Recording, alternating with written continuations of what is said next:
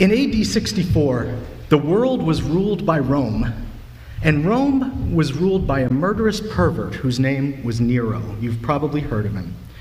Well, during that 10th year of Nero's reign, a great fire consumed much of the city of Rome. It started small, but then it began to rage out of control for 7 days. Now, many people in Rome knew that Nero had a plan for urban redevelopment. And that plan included a large house, a palace for himself, the Golden Palace, the Golden House, the Domus Aurea. It still stands today. But you know what? He couldn't build it because there were so many tenements in the way where these poor people were living. So this fire took care of his problem, and it seemed too convenient for his purposes. And his delight in watching it blaze didn't relieve anybody's suspicions. What did Nero do while Rome burned? Right? He recited his poems while he accompanied himself on the lute. Right? He fiddled while Rome burned. He needed a scapegoat because people were very suspicious, and you don't like it when the mass of people start getting suspicious like that and you're the emperor, because bad things can happen to you. So he found a scapegoat, this upstart religious cult, Jewish in origin, and it had these foreign associations. This served his purposes very well. And he chose to blame this cult the Christians.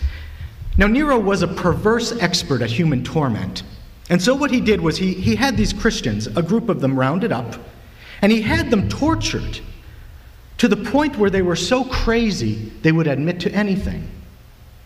And once they admitted to the crime, he just had all the Christians rounded up. And they kept meticulous court records. So there would be a court stenographer there setting down the interrogation as the judge proceeded with it. And today, then as today, you could go in and you could buy a copy of these court transcripts.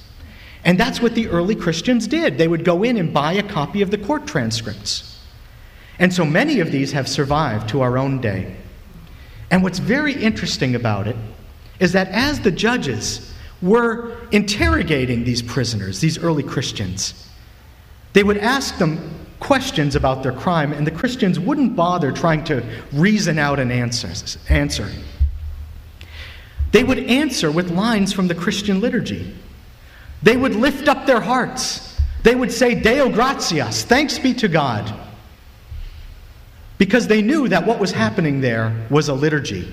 So, I'll give you 2 examples. One is from the martyrdom of Pionius. We have the transcript of that.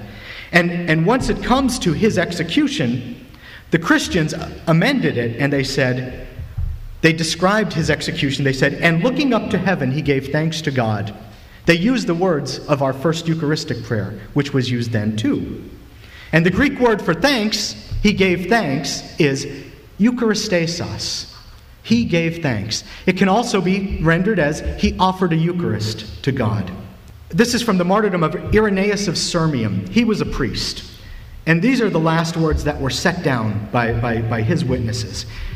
He said, with my endurance, with my toughness, I am even now offering the sacrifice to my God, to whom I have always offered the sacrifice. He was a priest. He had always offered the sacrifice, but now he was offering the sacrifice in a different way, still united with the holy sacrifice. So pervasive is the Eucharistic language in the early church's descriptions of martyrdom that one scholar of the early church, Robin Darling Young of Notre Dame, she calls martyrdom the public liturgy of the early church.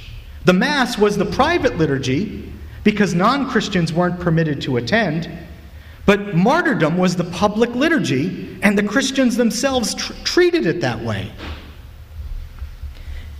It was the sacrifice played out in public. Well, what is it about martyrdom that makes it like the Mass? Well, what has Jesus done in the Mass? He's given himself to us, and he's held nothing back. He gives us his body, blood, soul, and divinity. Body, blood, soul, and divinity. He doesn't have anything else. Everything he has given to us in the Mass. He gave to us this morning in the Holy Mass. He had given himself to those martyrs as food, and that's love. That's the total gift of self, and that's the very love those martyrs wanted to imitate. Jesus had given himself entirely for them. Well, they would give themselves entirely for him.